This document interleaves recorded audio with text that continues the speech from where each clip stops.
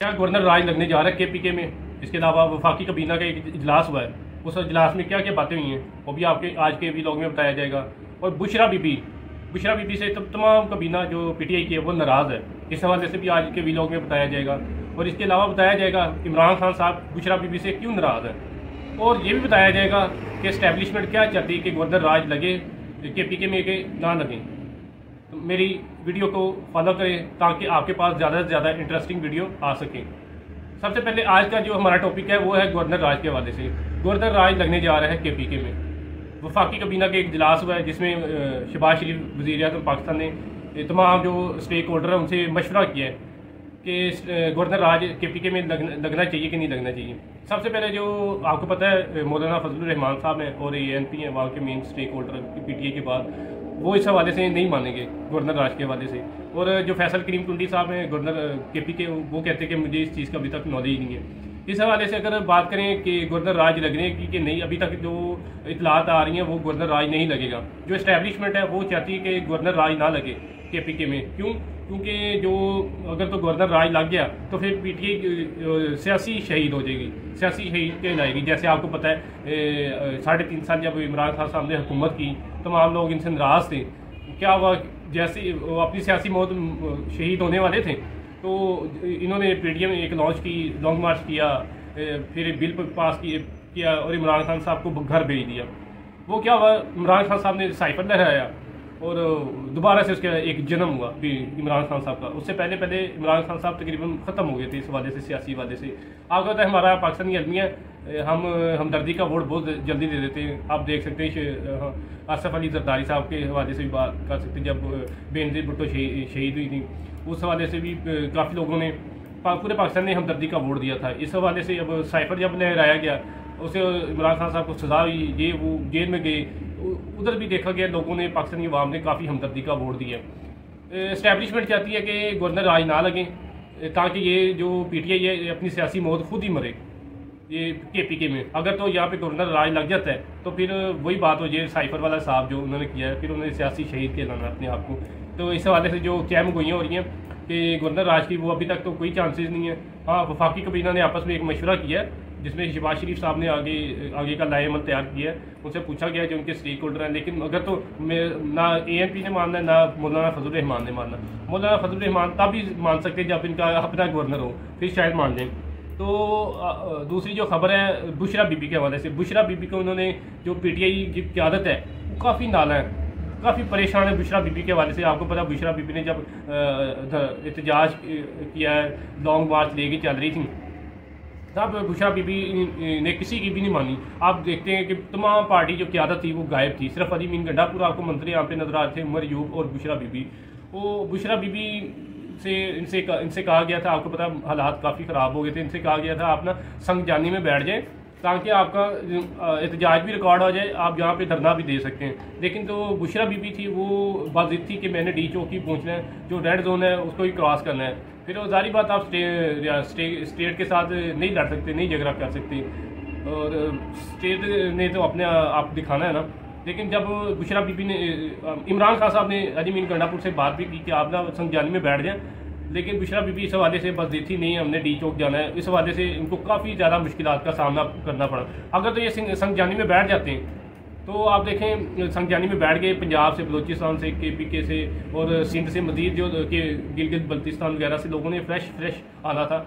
अगर नहीं, for example एक काफ़िले में 200, 300 भी लोग होते तो तकरीबन लाख प्लस इनकी तादाद हो जानी थी और स्टेट को काफ़ी धचका लग सकता था। इस हवाले से धचका किस सेंस में लग सकता था, इनकी फोर्स है उन्होंने थक जाना था, उनके रिहाइश का इंतज़ाम, उनके खाने पीने का, ये वो सारी चीज़ें इसमें काफ़ी इनको ना मसले मसाइल आ सकते थे स्टेट को। लेकिन सिर्फ और सिर्फ एक बुशरा बीबी की हमाकत की वजह से कह सकते हैं, ना उनको एक सियासी शऊर है, सिर्फ और सिर्फ एंग्री लेडी है। उन्होंने अपना बताया कि नहीं, जो मैं चाहूँगी वही होगा। वो इमरान खान साहब मानते थे, लेकिन आपको पता है गंडापुर टाइप ये बोलते बुशरा बीबी की कहाँ मानेंगे।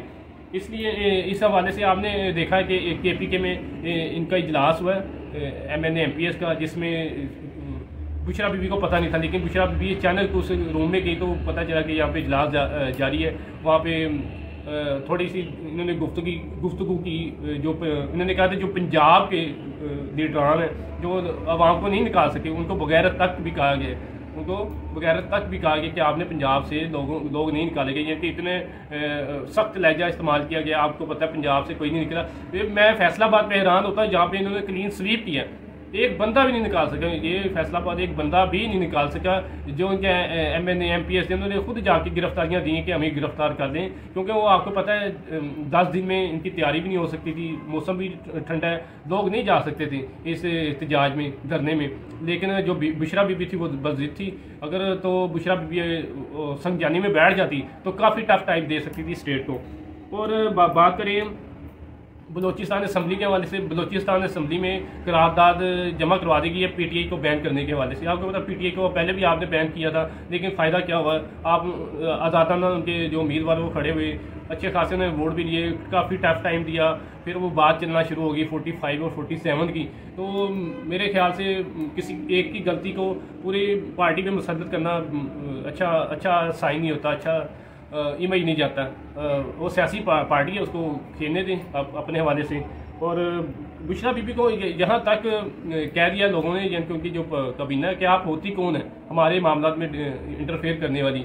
लेकिन मामला इस हद तक बिगड़ गए हैं, लेकिन जो बुशरा बीबी है वो बात नहीं आ रही वो, लेकिन उन्होंने कुछ ना कुछ तो करना है। अलीमा आपको पता नंद बावज की पहले ही नहीं बनती, और उन्होंने स्टे कर दी हुई सारी पार्टी बुशरा बीबी ने।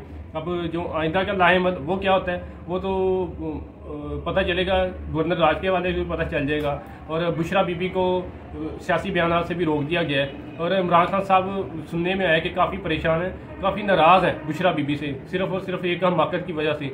और आपको पता है जो बुशरा बीबी की बहन है उन्होंने भी इंटरव्यू दिए कि अली अमीन गड्ढापुर ने बुशरा बीबी को यरगमाल बनाया, यानी कि उनको ज़बरदस्ती वापस ले गए। वो आना नहीं चाहती थी, वो कहती थी मैं मेरी यहाँ से शहादत ही होगी, मैं फिर ही जाऊँगी, लेकिन उन्हें ज़बरदस्ती ले के गए। लेकिन अली अमीन गड्ढापुर कह रहे थे कि सीधी फायरिंग होना शुरू हो गई थी, जिसकी वजह से यहाँ से निकलना ही बेहतर था।